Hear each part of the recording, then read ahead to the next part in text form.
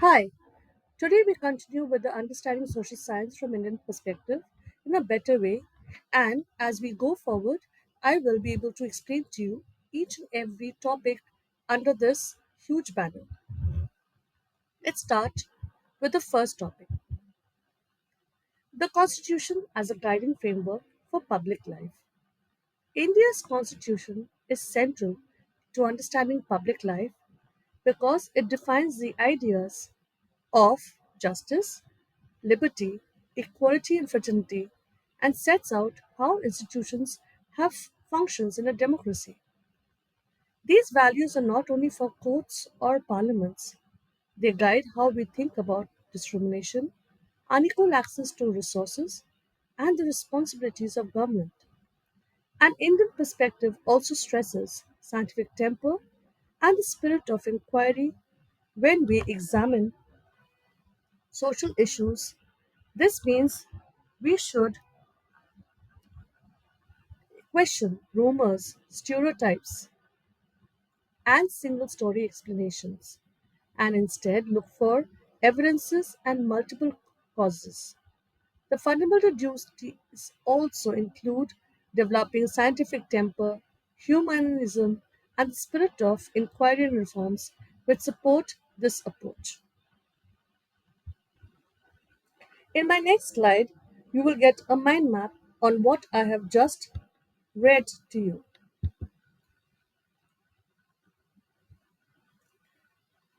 Foundations of Indian democracy. This is divided into four parts: the core constitutional values, institutional function, practical application, roles in public life. Core constitutional values are further divided into justice, liberty, equality, and fraternity. The institutional functions, they work in the courts, parliament, and democratic systems. Practical applications of these can be seen when we address discrimination, we talk about resource access, and government responsibilities towards citizens. Role in public life are defining ideas and guiding thoughts.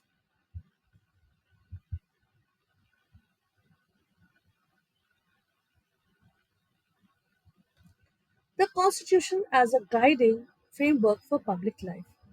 The central idea, as I spoke in my previous mind map, here are the four core values, which is justice, liberty, equality, and fraternity.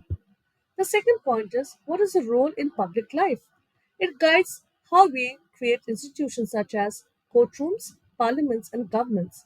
It also helps us to recognize discrimination and remove it, unequal access to resources and resolve that, and the government responsibilities towards its citizen.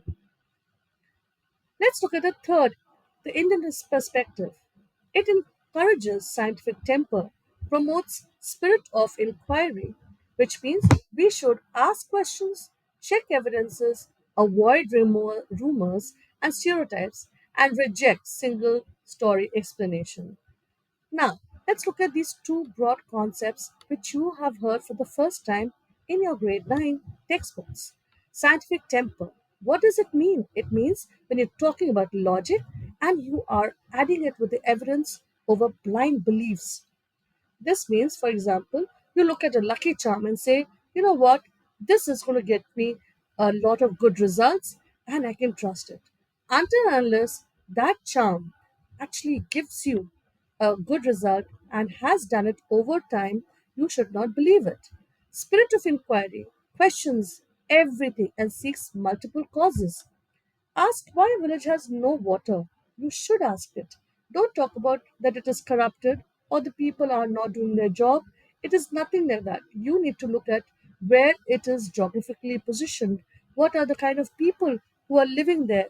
How educated they are? What kind of a society it is? So you need to go into more questioning and reasoning skills in spirit of inquiry. The next is fundamental duties, which develops scientific temper, shows humanism, and follows a spirit of inquiry and reforms. Why does this all matter to us? It helps us understand society better.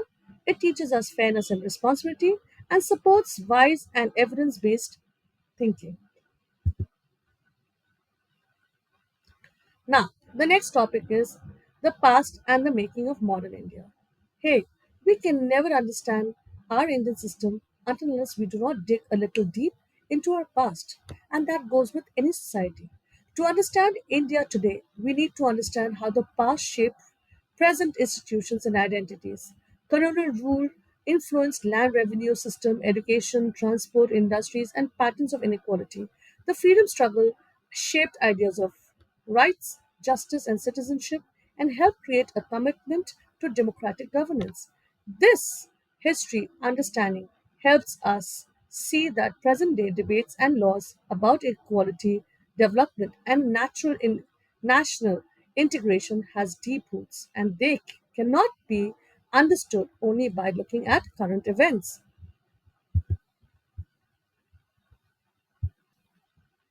Now, you must be thinking, why should we look at our past? Because it needs to understand our present institutions, how they have been formed, new to understand new identities, and helps us see roots of current laws and debates. Where does this all come from? It comes out definitely from our past experiences and the history that we carry. Let's look at the impact of colonial rule, which has shaped a lot of things in our current modern India. During the colonial rule, there was land revenue system. There was an introduction of in education, transportation, of course, different industries because that's how the trade came into the biggest sector between the British, the Portuguese, the Dutchess. So these different colonies did set up the industries and the pattern of inequality, how they favored the Nawabs and the Mughals, and how they discriminated the local and the Indians who were living. The third is the freedom struggle and its legacy, the ideas of rights. The people realized that they no more wanted to be under the British Raj and they wanted their own country back. The ideas of justice, citizenship, commitment to democratic governance, the freedom struggle helped shape India's democratic and constitutional system. Link between the past and present leads us to debates on equality, debates on development, and debates on national integration. These debates cannot be fully understood by just looking at current events. Now, let's look at another section that is governance from the village to the nation. India is a constitutional democracy with several levels of government. Understanding governance in India means understanding how decisions are made and implemented at different levels and how people participate as citizens. Local self government is especially important because it brings decision making closer to people. Daily needs such as drinking water, sanitization, local roads, and village or ward planning. The 73rd Constitutional Amendment Act strengthened Panchayati Raj institution and is often described or discussed as a major step towards decentralization and wider participation, including provinces that supports uh, representation of groups that were historically excluded, that they were not a part of it. This perspective helps us see democracy as more than election. It is also about participation, accountability, and everyday work of public institutions. So, India is a constitutional democracy. It has several levels of government. You know it already, the village or the local, the state, and the national level, which is the union and the central. Governance means how decisions are made, how do they implement their rules or their laws, and how people participate as citizens. The second is local self governing brings decision closest to daily life. For example, of a local level concern, how the waters will reach the people in their farms, or how the drinking water can be become more cleaner for the villagers and for the urban lives. Sanitization, how the cleanliness can be brought in across the rural and urban areas, how the roads can become better for transportation of goods and services, villages or ward planning, how each village can develop even more in terms of education, in terms of hospitals and public services. Panchayati Raj institution, the 73rd Constitutional Amendment Act strengthened this, a major step towards decentralization.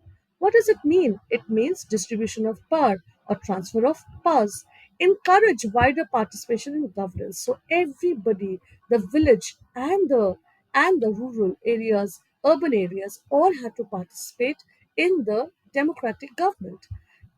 Includes provisions for representation of women, scheduled castes, scheduled tribes, and other historically which were excluded groups. There was a lot of discrimination earlier, but when the democratic India came into existence, that means after independence, we wanted the government wanted that everybody should be a part of the for democratic government and should be able to participate not only in the election but also in different services and development of itself. The big question, what democracy really means? It means more than just elections. They are not looking for only votes. It also includes participation of citizens in decision, whether it's at the court level, whether it's in the parliament, whether it's in any decision making for the development of the country. Accountability of elected representatives and officials. What does accountability mean? When an individual or company takes responsibility of its own people or employees. So the government has to give reasons for whatever decisions it's taken, and it should always be in favor of the public. Everyday work of public institutions like schools, panchayats, municipalities, they were a part of the democratic government. Now, let's look at another section, that is environment and livelihoods. Nature shapes livelihoods in powerful ways in India. Monsoons influences agriculture, rivers support irrigation and transport, and forest supports both biodiversity and local economies.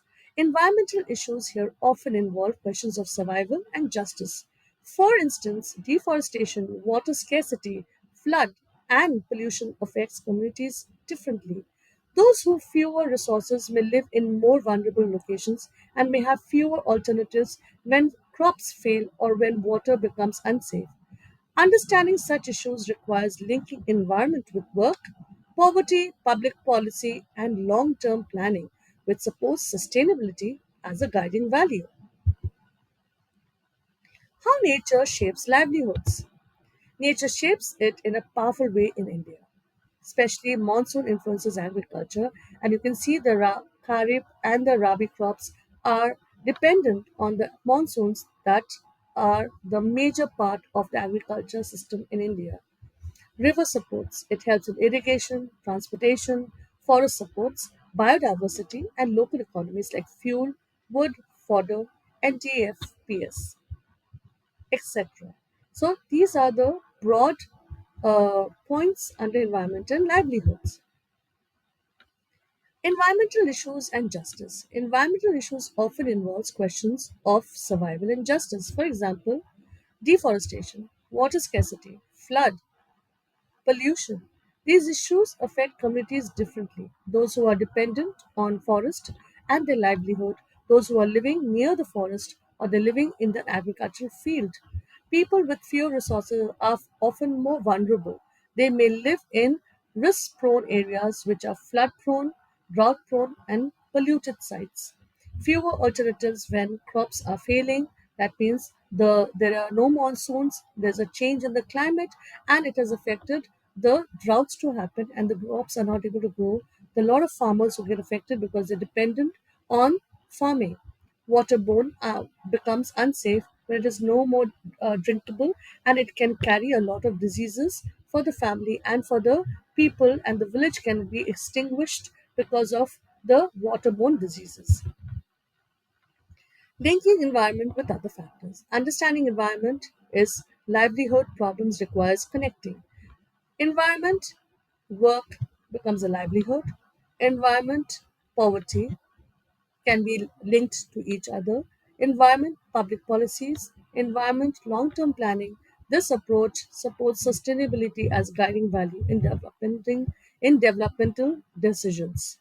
Okay, if the environment is not there and if they are dependent on it, it will lead to poverty. If the public policies are being brought in properly, the people and the animals living can have a better life, and they can be saved from extinction, and the people can have their livelihood. Long term planning should be made for security of the people living near the forests and jungles in India and who are dependent on farming. Let's look at another part and another bigger part of this chapter, which is economic life and development. Economic life shapes our daily choices because livelihood, inequality, and development affects what we can afford and what opportunities we can access. Work in India ranges from agriculture and fishing to crafts, factories, constructions, transport, retail, and services, with many people depending on seasonal and informal jobs and uncertain incomes. Development can improve roads, electricity, digital access, healthcare, and employment. But its benefits are not shared equally across regions and social groups. An Indian perspective therefore asks who gains, who remains excluded, and how prices, wages, and public services influence mobility. Migration for work also shows these links, and it is an raised income which is putting pressure on housing, water transport, and public services. An Indian perspective encourages us to connect disciplines rather than keeping them separate. A single issue such as migration, drought, unemployment, or urban overcrowding involves geography, history, economics, and political institutions at the same time. It also encourages us to judge choices using constitutional values, respect for diversity, inclusivity, sustainability, and equity. In this way, the subject becomes a tool for understanding our own lives and our country, and for developing the habit of thinking carefully, fairly, and responsibly about society and public decisions. How economic life shapes daily life. Economic life shapes our daily choices, livelihood, inequality, and development affects what we can afford, what opportunities we can access. Types of work in India. Work ranges across many sectors. Now, you know, there's a primary sector, there's a secondary sector, and there's a tertiary sector. Agriculture, fishing, craft, factory, construction, transport, retail, services, education, IT, healthcare, etc. And many people depend on seasonal work, informal jobs, uncertain incomes. Third is development and its uneven effects. This leads to development can improve. What it can improve? Of course, roads, electricity. It can reach to many more villages, digital access. Everybody can have a free access to digital as we are in the digital age. Much more hospitals and government hospitals provided to people so that they can admit themselves with a lesser fees for the doctors and for the operations, employment for each and every citizen. But benefits are not shared equally across regions, across social groups. An Indian perspective asks who gains this, who remains excluded. How do prices, wage, and public services influence mobility and well being? This is a very large question and an important question to be asked.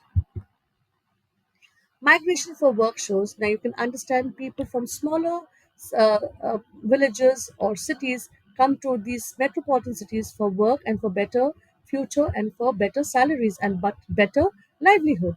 Migration for work shows links between economy, environment, and society. It can raise income for families, but can also put pressure on housing, water, transport, and public services.